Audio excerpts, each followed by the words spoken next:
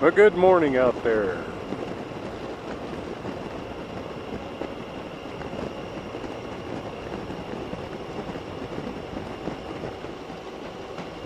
On my way to work on this fine summer morning. Yesterday afternoon the humidity dropped. It was extremely comfortable. This morning it's 60-some degrees, just a little over 60. Had to put the liner in the jacket. Feels pretty good. So, a couple weeks ago on my way home from work, I was out on Interstate 70 that day, coming home, hit the exit ramp, turn into Plainfield, Indiana, and something just doesn't feel right. Pulled off into the gas station there, and my back tire had a big slash in it. I don't remember hitting anything, but I must have. So since it was already ruined, I just limped it home about 20 miles per hour all the way home. Another 10 mile or so.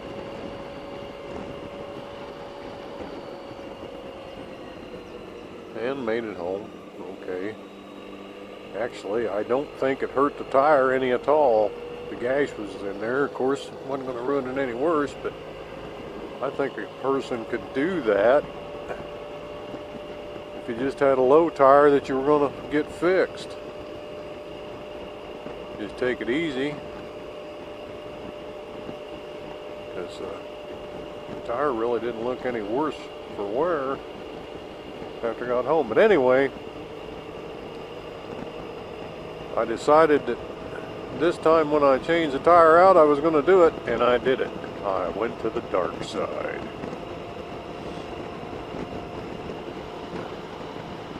I can't honestly say I don't notice any difference, because I can. Let me explain. Number one, the tire's just a little bit bigger round. So when you put it up on the stand, on the center stand, the tire is not quite as far off the ground. That's a little bit different. When you put it on the kickstand, it leans farther to the right. Or to the left, I mean. The motorcycle's a little bit higher in the air. That's a difference. One big difference I've noticed is it's easier to push. Like backing it up. Backing it up is a lot easier. Which can only mean one thing: it moves easier. It's bound to get better fuel mileage, which of course the bigger tire, ooh, that looks like a piece of steel. We need to get that.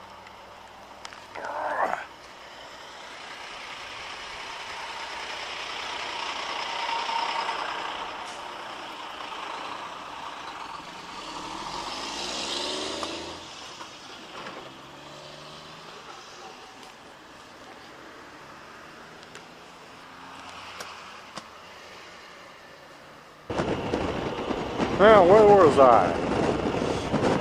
Man, that windshield's dirty. And I cleaned that last night when I changed the oil. Anyway, like I said, it rolls a lot easier. And then you amplify that with the fact the tire is bigger. It's going to change the ratio RPMs to tire speed. I think it should get better fuel mileage. And we'll see.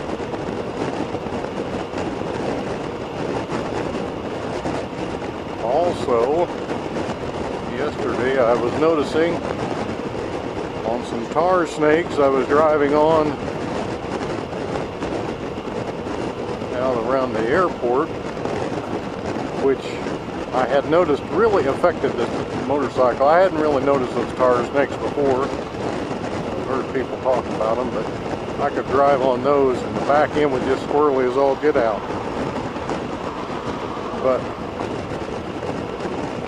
with this Bridgestone Potenza 165 R14 on here, it does not affect the bike at all.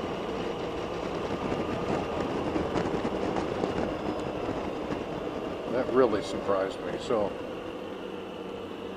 as far as turning corners and leaning, I don't notice it. I can't tell. Of course,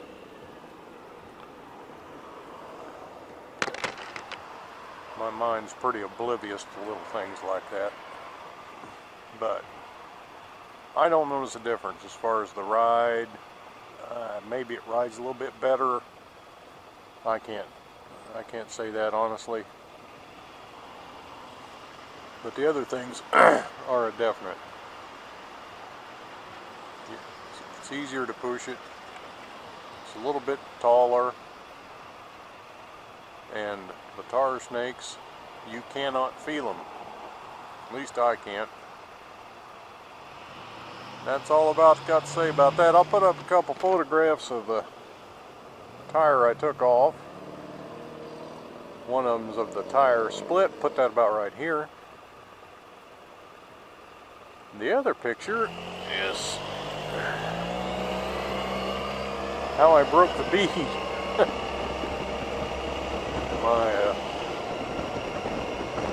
My blacksmithing leg vise just would open up just far enough I could get that tire in it. I just put the squeeze on it and broke the bead and took it right off. And I took the well, that's another thing about the tire size. Now that I'm thinking about it, I'll just mention that. My speedometer is no longer exactly 10% off. It used to be exactly 10%. If you want to drive 50 mile an hour, you put the speedometer on 55 and you were going 50 mile an hour. If you wanted to go 60, you put it on about 55 and you were doing 60. Or, I mean 66 and you were doing 60. So, but it's a little bit closer to being true now. It's not quite on the money, but it's a lot closer.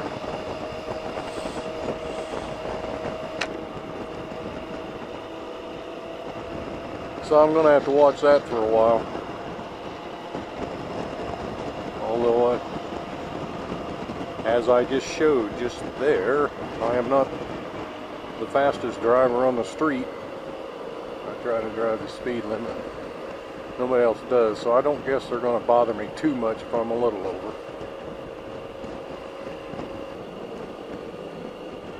And I'll put up a picture here of the tire, the new tire.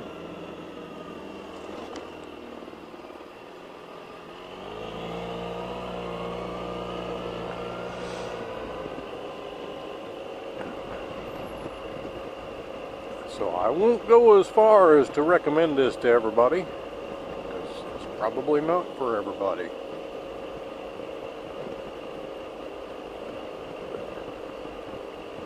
.9% of my riding miles on this Bergman have been this right here, going to work, coming home. I use about 1 inch of the tire, of a motorcycle tire, and that's it.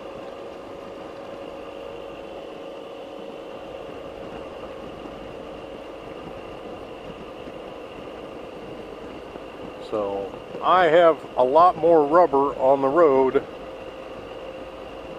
than I used to.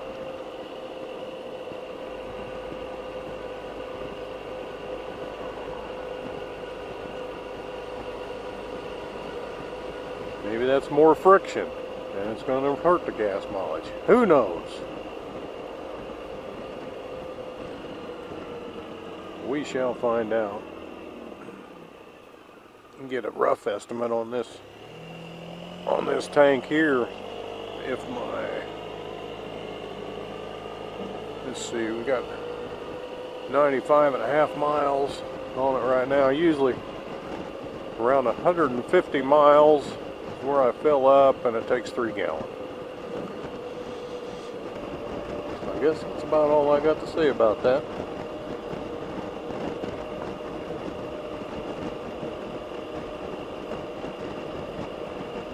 Got a little trip coming up here pretty soon, going to Madison, Wisconsin.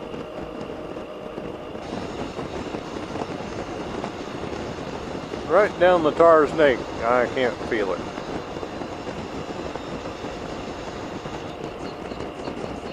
My favorite son just got back from a real nice trip. And his trip was more about the journey and not about the destination. Their destination was good. They went to a bike show in Texas. But the journey was what their trip was all about. That's the kind of vacation I like. Seems like every time I go on vacation, it's scheduled to where I'm in a hurry to get there, and then I'm in a hurry to get home. We go fishing in Canada. You know, the journey up there and back was just get there as quick as you can. The trip I made on this thing out to Council Bluffs, Iowa, then down to Oklahoma City and back. I was interstate the whole damn way, just in a big hurry to get there and a big hurry to get back, mostly because I had to get back and go to work. This work thing gets in the way, I'm saying.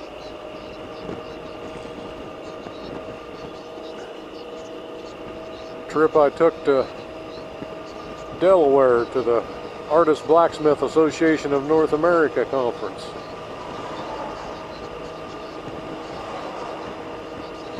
I hurried up and got out there, and I left in the evening, or in the late afternoon, from there, and rode as fast as I could up to New Jersey, up to around Frenchtown, New Jersey. Visited there with one lonely farmer had a nice visit, and then headed across the Pennsylvania Turnpike just as fast as I could to get home. Once again, it was about the destination, not about the journey.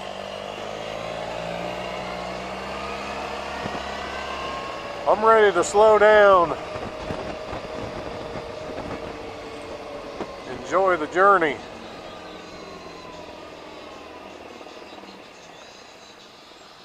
This trip we make to Madison, I don't think I'm going to be in that big of a hurry to get up there. I'm not going to stop anywhere, but I think I'm going to take a little bit more time for the journey. Yeehaw! Oh, I will add something to my little journey to the dark side. I took my wheel with me when I picked up the tire. I bought it from a local tire shop. Well, more of a local oil change shop. The guy he's got a pretty nice little oil change business there. Really gets right down to it. You can't hardly change oil yourself for the price that he does it.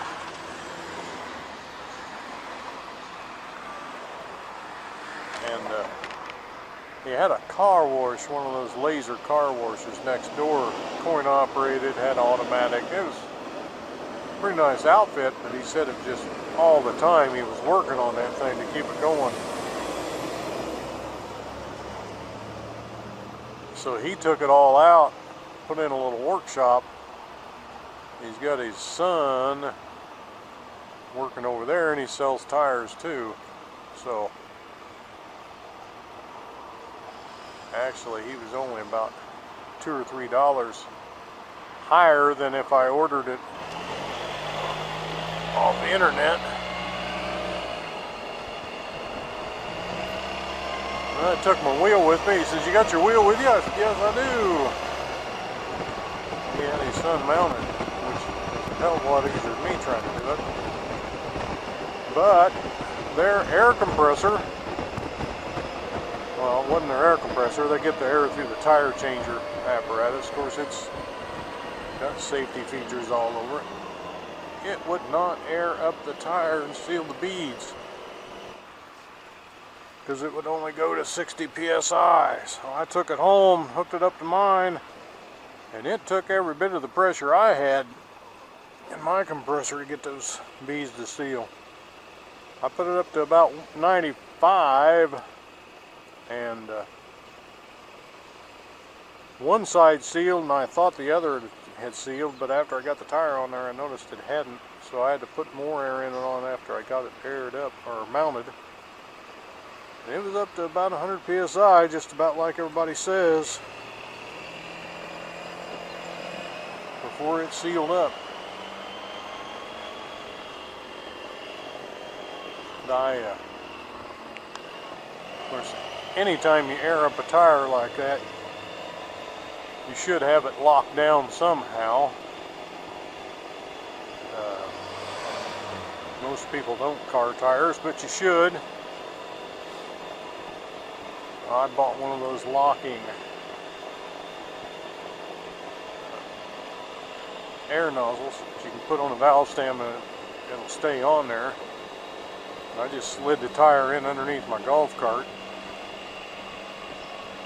and aired it up underneath there. Then, of course, it was secured when it was mounted on the bike. You could do that too. You could mount it on the bike and air it up.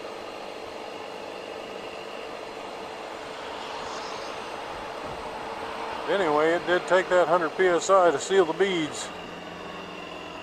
When it popped out, it popped with authority.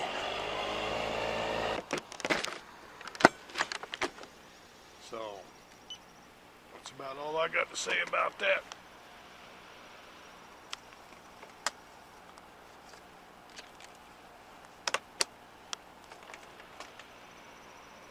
Until we meet again. Goodbye.